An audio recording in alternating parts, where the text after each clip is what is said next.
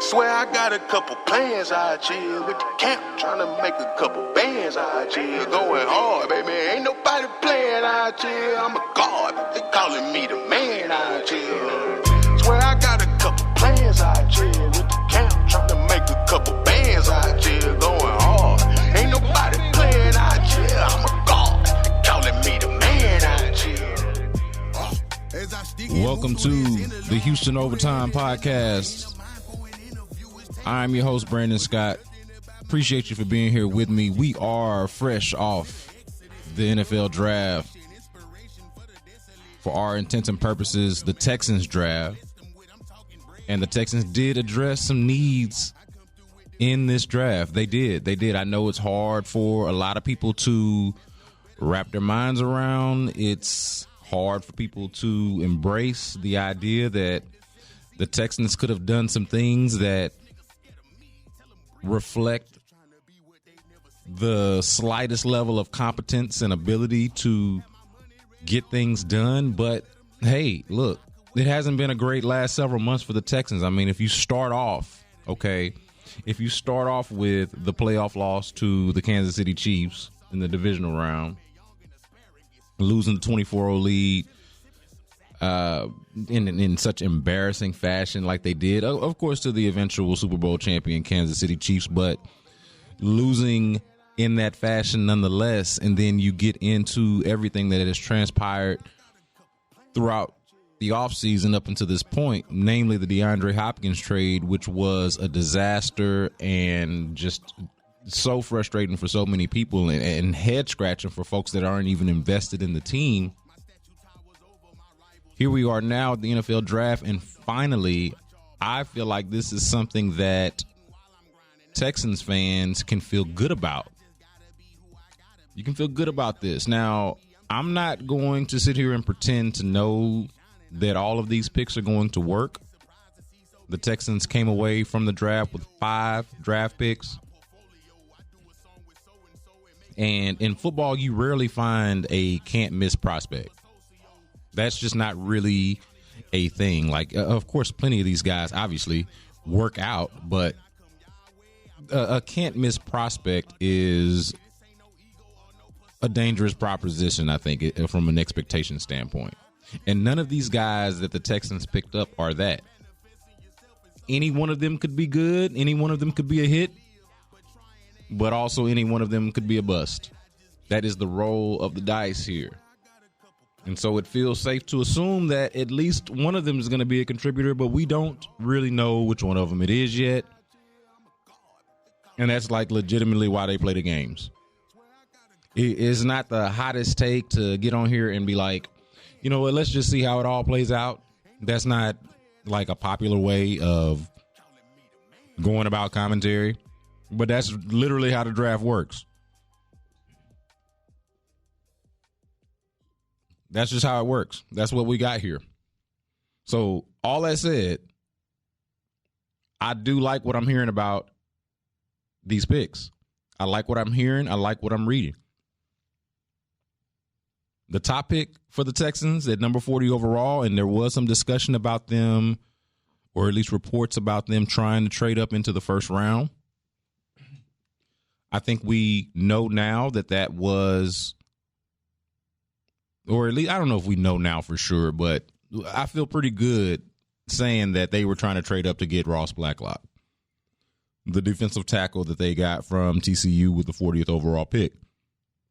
Obviously, it's a good thing that if that's their guy, it's a good thing that they didn't do that, because it would have cost them something that they ultimately did not need to give up.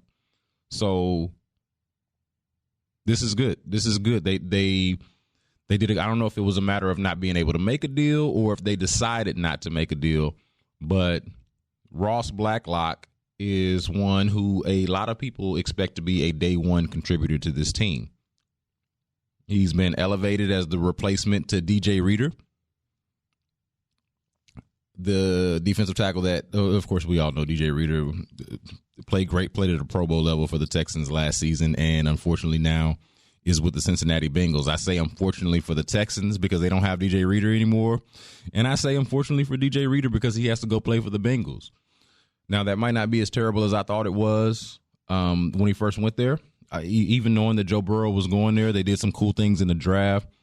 And the Bengals might not be the disaster that I have come to know them to be. But that's where he is nonetheless. Now you've got Ross Blacklock coming in, plug-and-play starter, as a lot of people have referred to him, and a replacement to DJ Reader. These are not the same player exactly. DJ Reader was more of a run stuffer, not really a guy who was going to get to the quarterback a lot, but did his job so well that he was always going to be able to set up plays for other players around him, namely the linebackers like Zach Cunningham. Like, you look at Zach Cunningham's season, and it is so much linked to the success and the play of DJ Reader. But that's not exactly what you're getting here from Ross Blacklock. You're getting a guy that can play, pretty much any technique, and someone who is able to get to the quarterback. So one of the needs that the Texans had going into this draft and in this offseason was addressing the pass rush. What are they going to do about being one of the last ranking teams in sacks across the NFL and the last team out of all the AFC playoff teams? Like, this was not a good pass rushing team last season outside of J.J. Watt, outside of the early contributions that you got from Whitney Merciless. You saw flashes from Jacob Martin, who was brought over from the Jadeveon Clowney trade. You saw, of course, you have, like I mentioned, Whitney Merciless and Brendan Scarlett is a decent player, but you did not really. Charles Omenihu in his rookie year showed some flashes. I'm really excited about him going into his second season.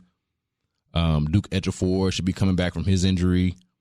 You've got some guys who can rush the passer, but the results were what they were last season, and they were not good. This was not a good team rushing the passer, if I can speak today. So you got that in Ross Blacklock. I love the fact that he's from Mo City. He's a Mo City native. Love that his father was a Globetrotter. Love what I see and hear from his game. You listen to the defensive linemen and the former football players who I talk to on quite a bit of a regular basis working with them. They are pretty much high on this guy. They love the value. Okay, the value of Ross Blacklock is something that I don't feel like can be overstated at this point because he did have a first-round grade. That speaks to why the Texans may have thought about wanting to trade up to get him because of the possibility that he might not be there.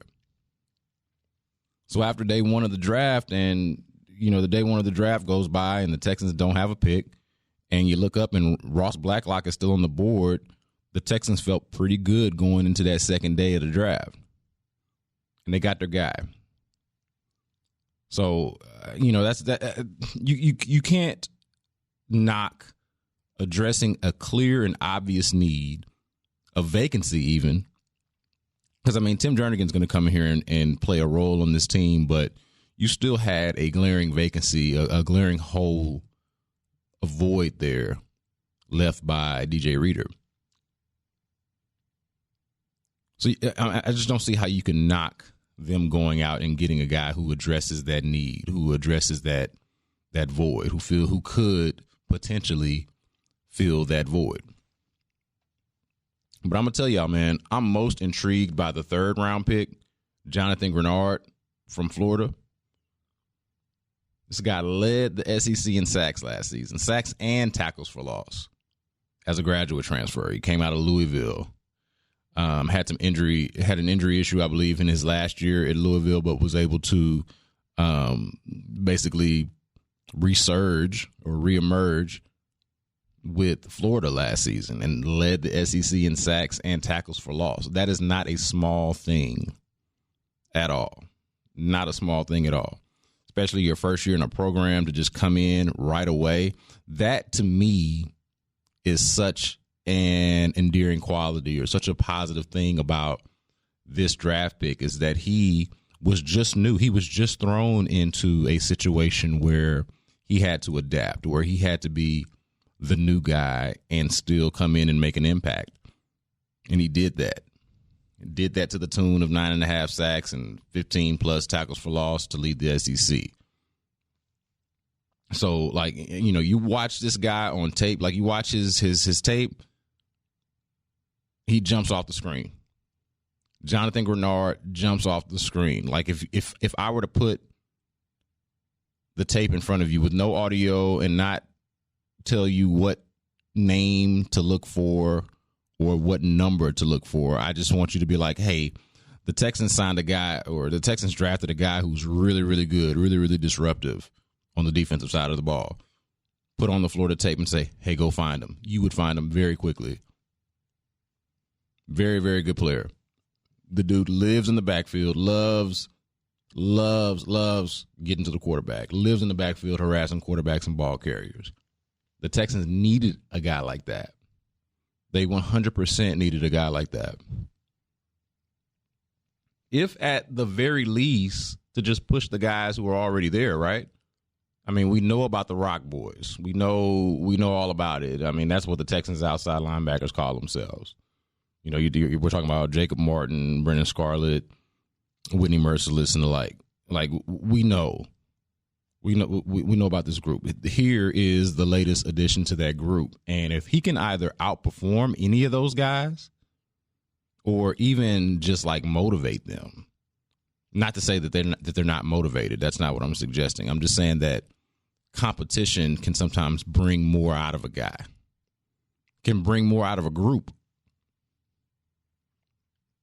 So if there's any way that his presence even can just elevate their games, just for them, you know, the motivation is them staying on the field, I think that could be special. And it doesn't even have to be you know, him or me kind of thing. It could just be, hey, we just gradually bring this guy in as maybe even a gadget guy, bring him in on pass rushing situations and see what he's got. But when you watch him, like I said, on tape, you can't help but notice the guy. He is the pick that I am most intrigued to watch. I'll definitely be following him closely. Now, the final 3 picks, they're interesting because, like, you legitimately do not know what to expect. I feel good about what Ross Blacklock and Jonathan Grenard can bring to the Texans.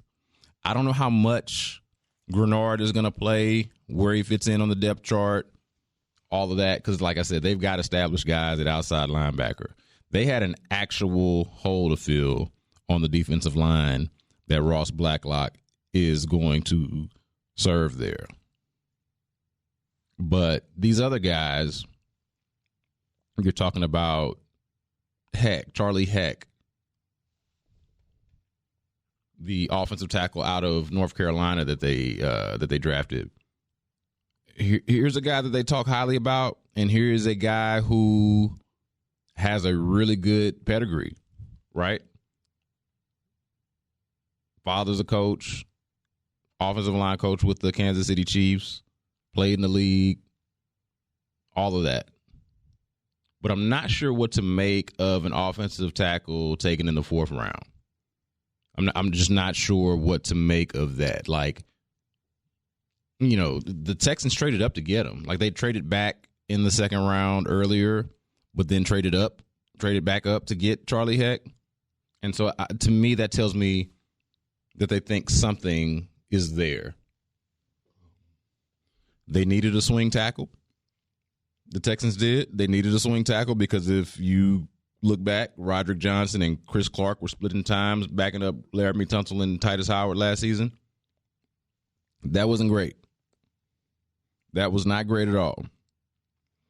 So here you have somebody who's played both tackle positions. He played, I believe it was right tackle his junior year and left tackle his senior year, and had some success at it.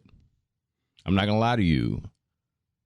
I did not pay I didn't pay any attention to Charlie Heck. I did not pay any attention to Charlie Heck, the offensive tackle, for North Carolina. That was not something that I was doing even as I was watching college football. Like, the most I can tell you about North Carolina football is that they almost and should have beaten Clemson last season. But beyond that, I got nothing for you. This is my introduction to this guy. But again, the Texans needed a swing tackle. And here's a guy who is a candidate to fill that spot.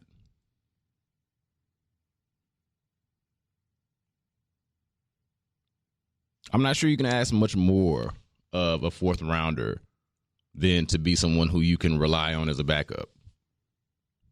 And like right away, I mean, he's mature enough, smart enough. I would even say experienced enough if you consider the fact that he's played both tackle positions in college and that his dad, he's kind of, part of an NFL institution in a lot of ways. Dad was in the league before he was even born, long before he was born.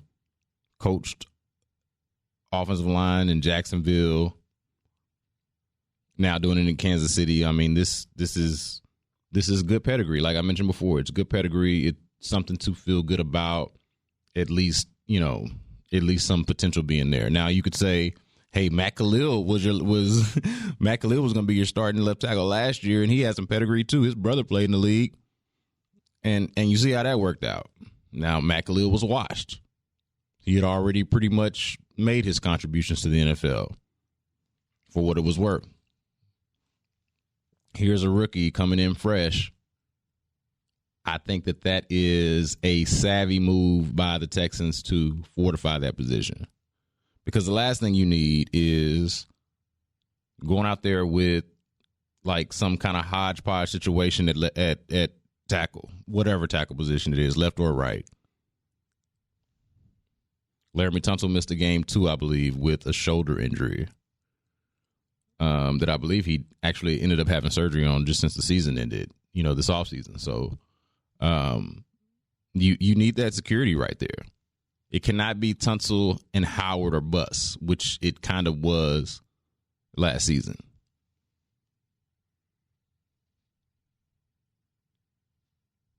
Remember now, the Texans drafted Titus Howard last season, but they didn't seem too convinced that he'd be ready to go as their left tackle.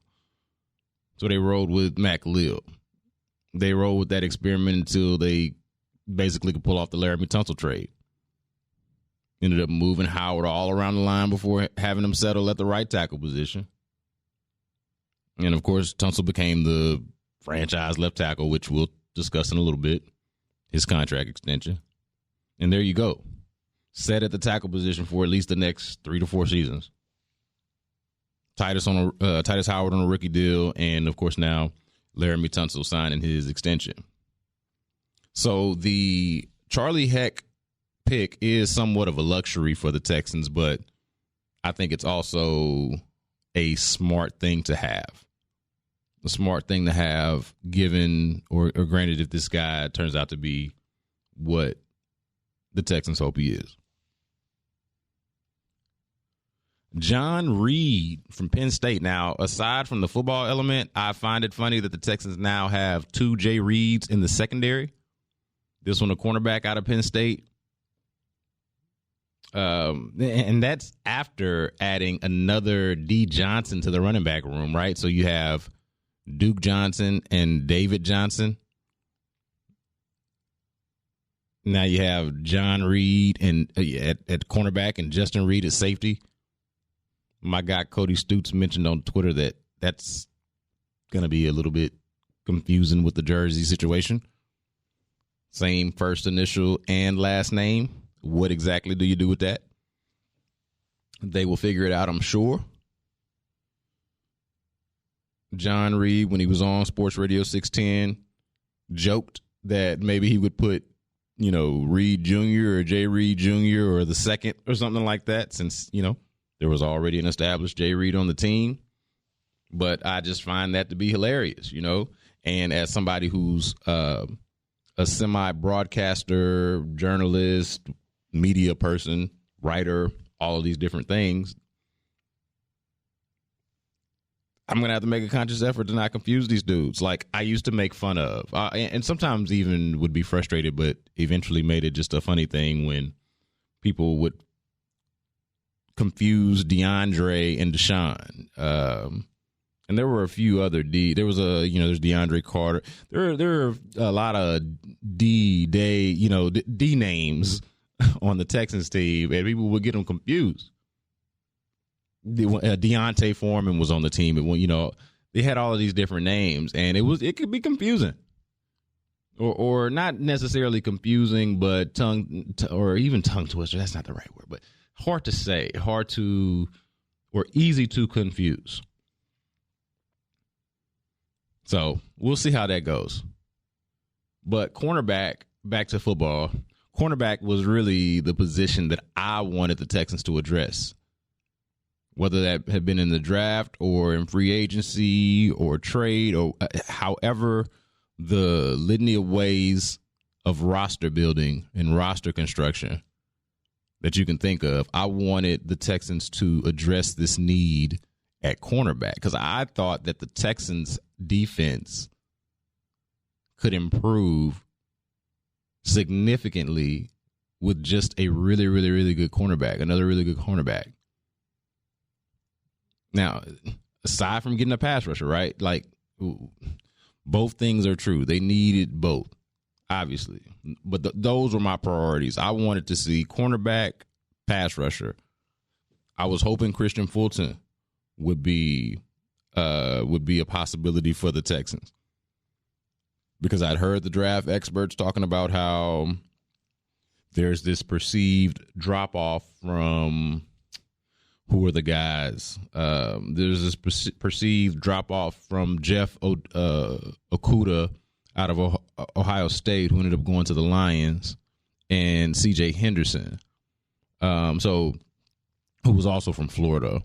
So if there's supposedly this huge drop-off, then I figured maybe that means that Christian Fulton, who I thought to be a really good cornerback for LSU, would be able to fall. But the Texans had other plans anyway, though. The Texans had other plans.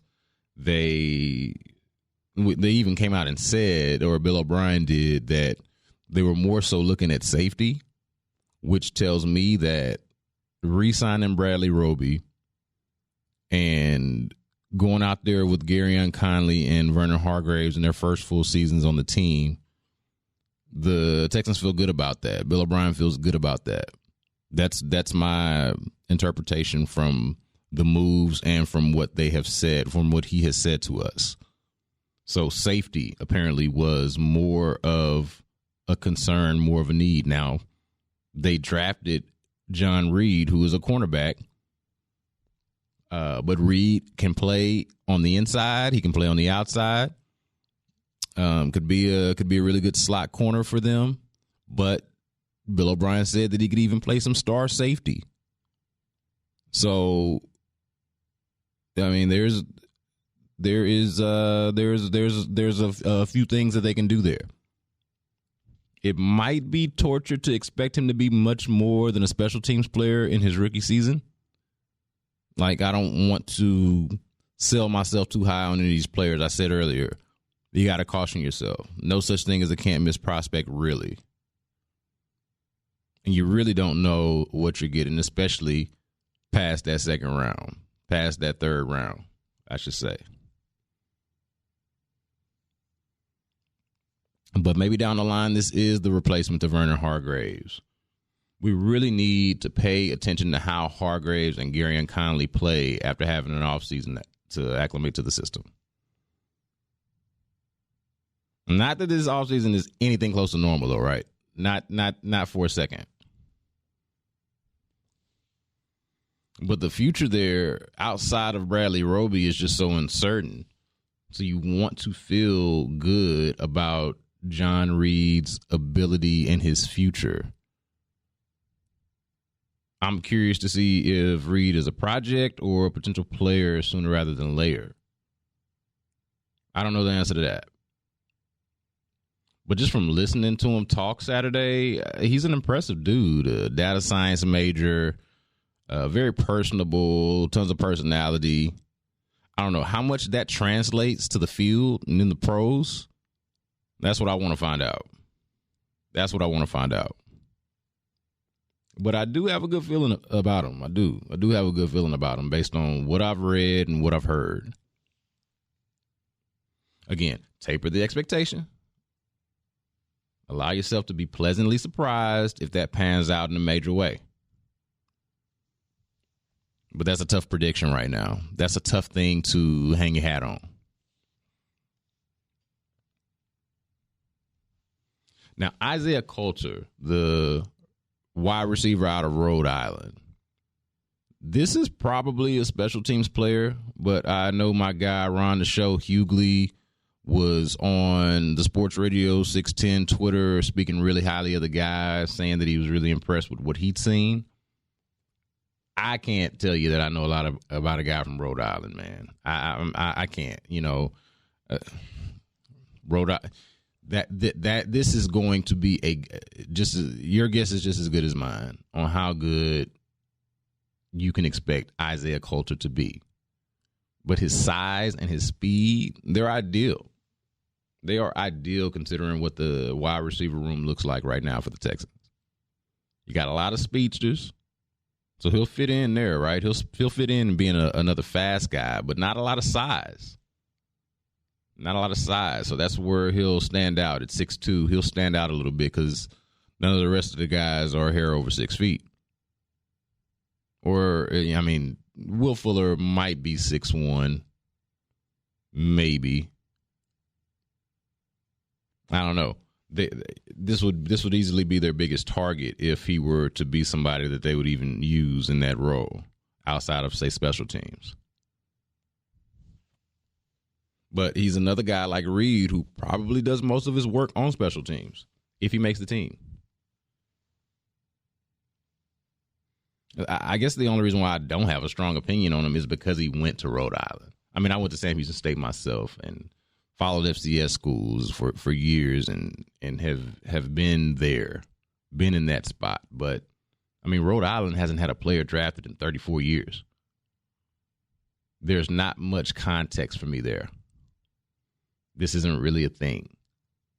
Didn't have much of a reason to notice Coulter or follow him before Saturday. And so I think that the biggest question at wide receiver and in the passing game in general now really centers around Tim Kelly. Not your, fourth, fifth round draft picks. It's going to be Tim Kelly as a first-year play caller. How he schemes it up. How he schemes up all of this speed and new personnel. Going from having DeAndre Hopkins to not having DeAndre Hopkins. I mean, that's a significant change. I'm not breaking any news there. I'm not telling you anything that you don't know. But what is he going to do with what he's got? Is the Kiki QT experience over now? Now that you got an established slot receiver in Randall Cobb? Or is this like some kind of embarrassment of riches at receiver? Especially if they can figure it out with QT, who's an undeniable talent. I don't know why things did not come together for him in his second season, but I'm hoping for a comeback third season for him if he makes the team. And, maybe the Texans have an embarrassment of riches at wide receiver. You can't forget about also their running backs, right? The running backs that they have on the roster are basically wide receivers too if they decide to use them in that way. Duke Johnson was terribly underused early in the season as a pass catcher. There could be a larger story there behind that I don't know, that it could be more fair to the reasons why they didn't, but I just know the results, and it wasn't until later in the season, and particularly in the playoffs, when we started to really see what Duke Johnson is capable of and why he can be such a difference maker for this team, why he was worth trading for last season. So you cannot forget about them as Duke Johnson, and then, of course, David Johnson, obviously, brought in the DeAndre Hopkins trade. You can say what you want about David Johnson. You can say he's washed. You can say he's overpaid. You can say he hasn't been good since 2016. I mean, I think those are all fair critiques of David Johnson, the one thing that you can't say the guy can't do is catch the ball out of the backfield and be a viable receiving option for running back as a running back. That is a fact. That's what he, if he's on the field and, even close to healthy and on the field, that's what he is. Do you give up DeAndre Hopkins for that? For that and Ross Blacklock? Let's see, man.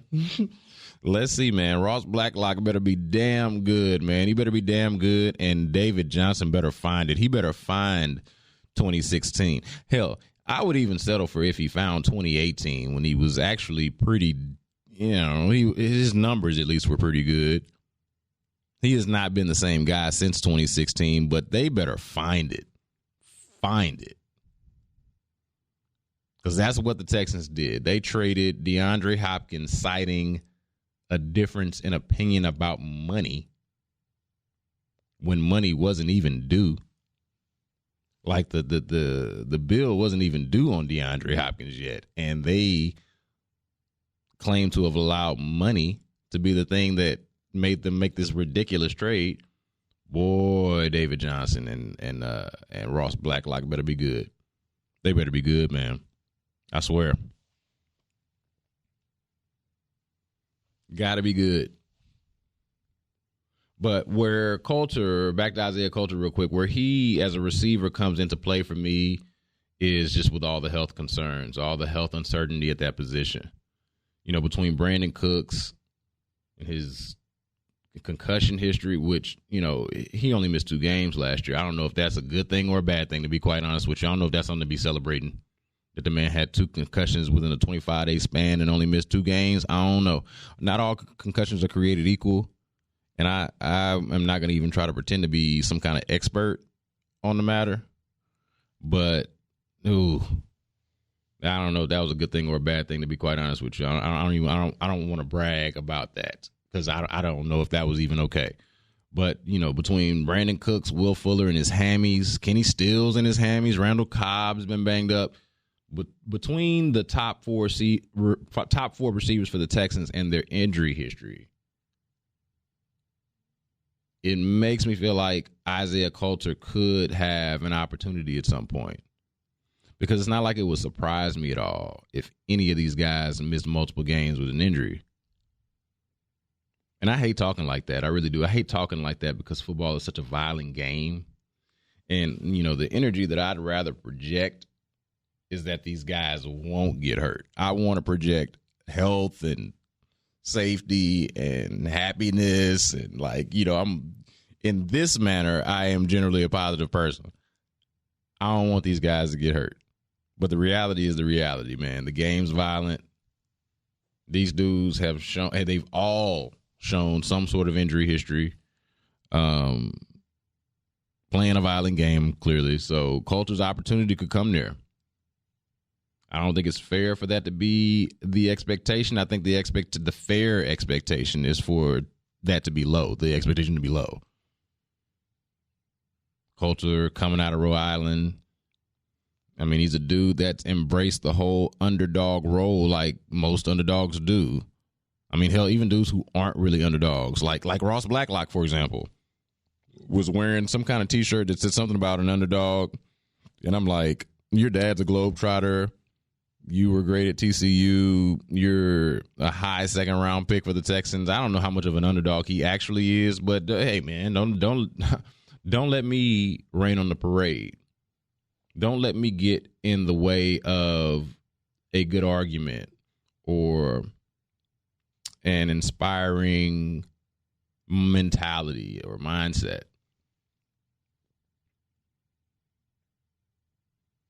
So yeah, man, so a lot of these guys enjoy fancying themselves as some kind of underdog.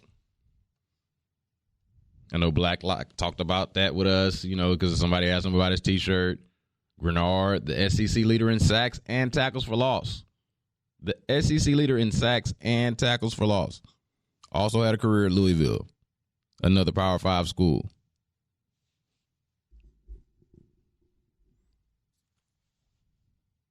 This guy even talks about having a chip on his shoulder. He even talks about being somebody who is overlooked. And so maybe that's just a mentality that a lot of football players like to go to. But Coulter is an actual underdog, a legitimate underdog. But given the fragility at the position, he's got a chance. I think he's got a chance to play. I think maybe as a Texans fan, you perhaps don't want him to play unless he's some kind of like a real player, because I think that means that some of these main guys that they have are banged up.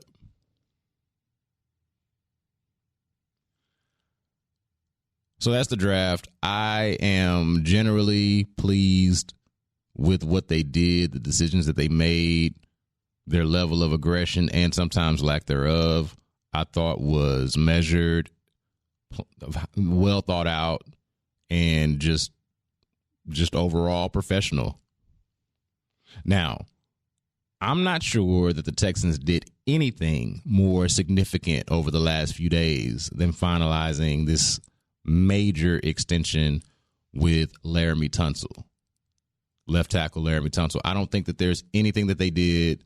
And, of course, like I said, we just had the draft, but I don't think that there's anything that they did that was more significant than that singular move. Now, it's not like we didn't know that this was going to happen. This was a foregone conclusion for the Texans, especially after Laremy Tunsil played well for them in his first season here. So it's not like it was like revelatory or shocking or anything like that, you know, or like there was a question as to whether this deal would get done, even though it did get a little wacky after Tunsil fired his agent and started to represent himself. But that was pretty big. That was something that obviously needed to be done.